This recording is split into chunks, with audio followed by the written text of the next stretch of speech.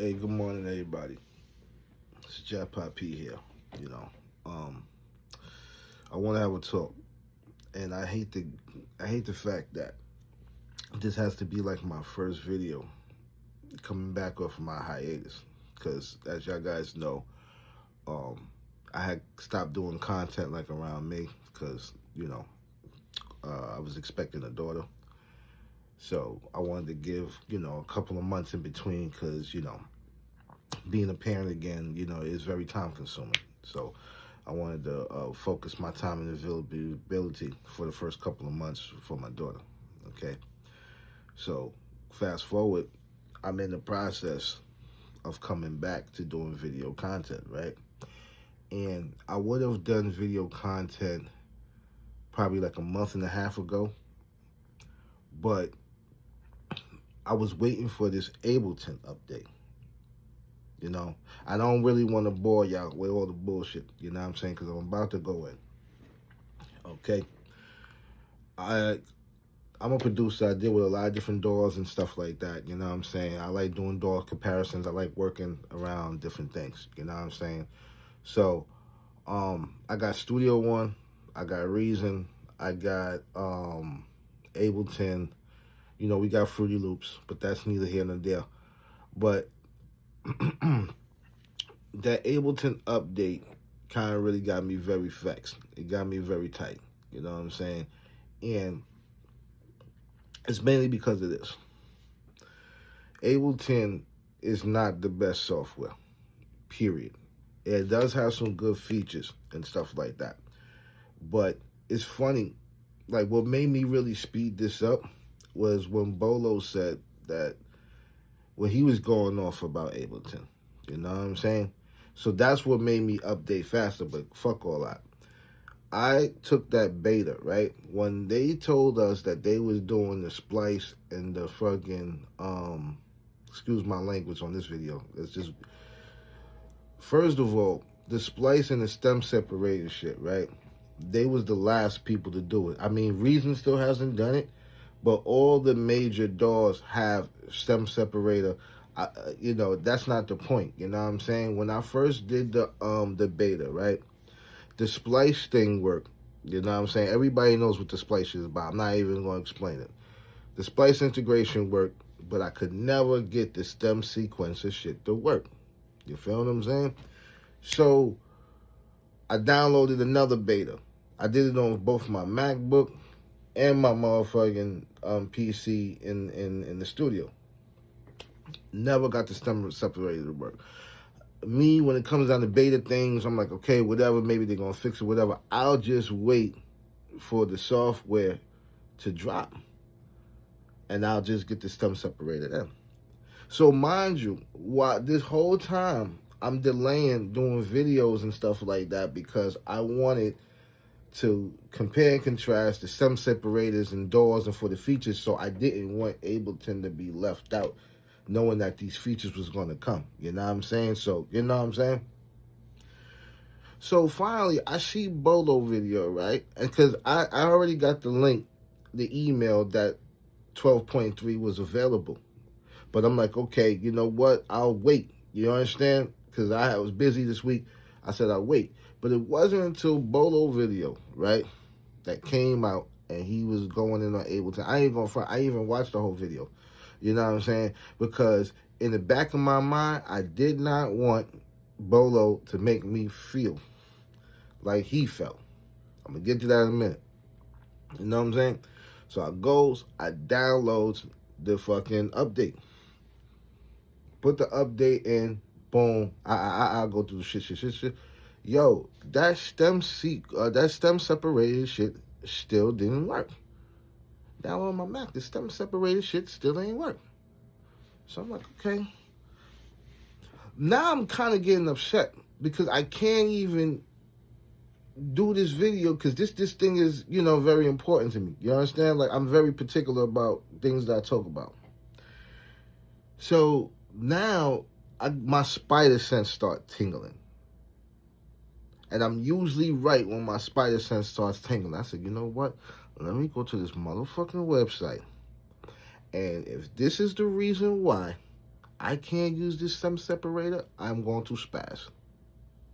Come to find out, it come to be true. I go to the website. Now, mind you, I got the Abelton Standard. Okay? I look at this bitch, and I said, yo, you mean to tell me that only the sweet people who have the sweet version can use the fucking stem sequencer? Not the stem sequencer, the fucking stem separator? Yo, boy, I am very, very, very fucking pissed at that. Because even at that point, I said, you know what? Let me just upgrade to the suite. Yo, to upgrade to the suite from the standard, that shit is like $300 fucking dollars for some whack ass features that nobody ever brags about or uses. Nobody. You understand what I'm saying? Like, I never really seen any people with the live, max for live, whatever the fuck that shit is, do whatever the case may be, whatever. Like, I never seen anybody, like, really do anything crazy in Ableton. You feel what I'm saying? Where it's like, oh, okay, this is a standout DAW. You understand? Yes, it does have some features that I do like that no DAW has. Like, the only feature that I could say that Ableton that really has over other DAWs, and if you, and I'm telling you right now, if there's another way to do it in other DAWs as quick as Ableton, definitely let me know, and you know, I'll definitely check it out. But Ableton has a shit where you could just put a track and it will automatically detect the tempo and change it, or whatever the case may be. So that shit has got me out of a lot of trouble doing that. But the fact that I got to update or pay down there $300 just to update to the suite version, just to use the stem separator, and I guarantee you that stem separator is probably not even what all that. You understand? Like, and it's not a thing about the stem separator, because like I said, I got Machine, it has a stem separator. I have the MPC Live 3, it has one. I have the Live 2, it has one. I got the Akai Force, it has one. I got fucking, you know, all the Akai products I have. And then I got Studio One, which we're going to talk about in a minute as well. Studio One been had all these fucking features that Ableton got. Also, if you want to take it a step further, they even got that you know, I don't know, that grid-based music shit that I like to do. You can do it in Studio One as well. They had, see, Studio One came in and really slapped them up. And to be honest with you, I got the Studio One mixer there. So, yeah, like I said, I got my Studio One mixer over here. So, you know, there shouldn't be no reason why I shouldn't be using Studio One. The only thing I don't like that really messed me up is that Ableton got to a point where Ableton makes you become dependable on it with certain features that they got, like the one I just told you about, the tempo thing. And then another thing about Ableton I like is not the tempo thing. There's another feature. Hold on. The tempo thing that I was just talking to you about, and then they got a warp feature that I like. You know what I'm saying? Which honestly, to be honest with you, they only have that warp feature there because when you drop samples in, sometimes you make a sample, it might have a second tail on it. That's like a second or 2 seconds or whatever, how long you want the tail at. And it will, you know, what's your name? Like, it'll warp it to where it's supposed to be, this, that, and the third. So those are the two features that I do like, you know what I'm saying? But other than that, there is nothing else that Ableton does that's better than any other DAW. And I'm going to be honest with you.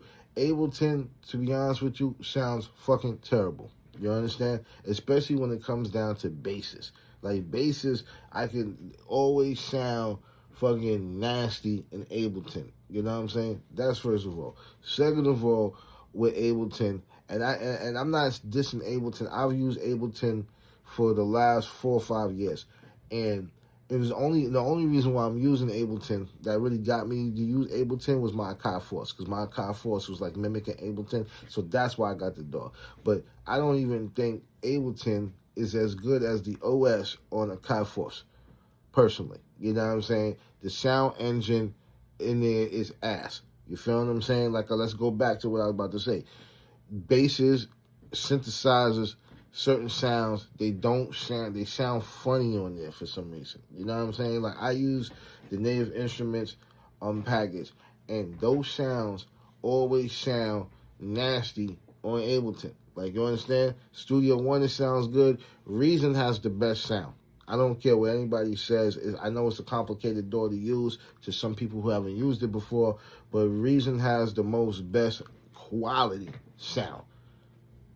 Because I've tried different things, doing the same thing, and Reason has a high quality sound to it, like almost like $1 million studio sound. You feel what I'm saying? Because, the way that they position their stuff, you know what I'm saying? But Ableton has never sounded good to me. Loading up samples, loops, different things. When you get inside Ableton, it sounds different. You feel what I'm saying? So that's always been a thing. Their mixer is booty. I don't like how the mixer thing be set up and stuff like that. Like, you know what I'm saying? Because sometimes I feel like I be using the same fucking plugins in Ableton, but when I use it in like a Studio One or Reason, it sounds different. Like, you know what I'm saying? I don't know what it is. It's kind of like Logic Pro. You know what I'm saying? I used to use Logic Pro back in the days, and Logic Pro plugins like has a certain type of sound that I can't describe it, but I can tell when a person is recording in Logic Pro. You feel what I'm saying? Same thing for Fruity Loops. Like, I can tell when somebody made a beat in Fruity Loops. Like, I could just listen to it and be like, oh, okay, I know he used Fruity Loops to do that, or he used Pro Tools to do that. You understand what I'm saying? So Ableton sound is crummy. It's always been crummy. You know what I'm saying? And, I'm a person, like I say, I use a lot of different DAWs, and I'm not going to say that Ableton didn't get the job done, because my last beat album that I made, the last one that came out that, that did pretty well, I made that on Ableton. You feel what I'm saying? It was during the pandemic. That's what I had. That's what I used. You know what I'm saying? But I was kind of like really sucked into using Ableton because of the simplicity of the features that it had. You know what I'm saying? Again, the whole basis of this video is the fact that I don't feel like you should have to have the suite version to use the stem separator. You know what I'm saying? Because at this point, you're charging people damn near almost like 700 and something change for the DAW. And you know what I'm saying? Like, those are one of those features that you don't unlock. Like, MPC, they gave away, okay, they charged people $9 for it, which was fair. $10, cool. You know what I'm saying? Studio One, that DAW is like $200, man, at best, for a perpetual. I don't know if they do whatever. I know I got a perpetual, so I don't know if they doing yearly or whatever the case may be. But when you go to Studio One, all those features are there. All those features are there. And I'm not trying to compare and contrast, because Studio One does have its faults. And that's one of the reasons why I haven't really used Studio One. Like, Studio One could be one of the best DAWs. And I'm going to be honest with you. It's my experience. Like, something's wrong with my PC that makes Studio One do different things. Because not only do I do music on this PC, but I also game on there. So, let me give you an example. When I use Studio One, I can't have the Akai fucking that Akai MIDI program that connects your MPCs to your computer so that you can use it with the software. You know what I'm saying? If I have that on and I load up Studio One, my Studio One will crash. So I was kind of sucked in to using Ableton, because Ableton is really reliable. One thing that Ableton does do correctly is that motherfucking Ableton Link. And I like using Ableton Link because I like to use Ableton or any different DAW and use it with my hardware. You feel what I'm saying? Like, I got a lot of hardware. Like I said, I got a Kai Force that's hooked up to my mixer.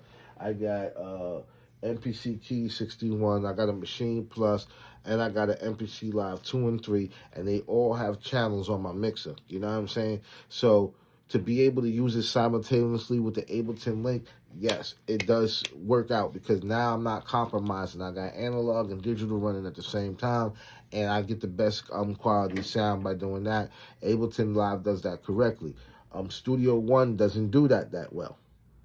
I don't know, and like I said, it could just be my personal experience of how I got my computer configured on why Studio One crashes and does a lot of different bullshit that I don't like.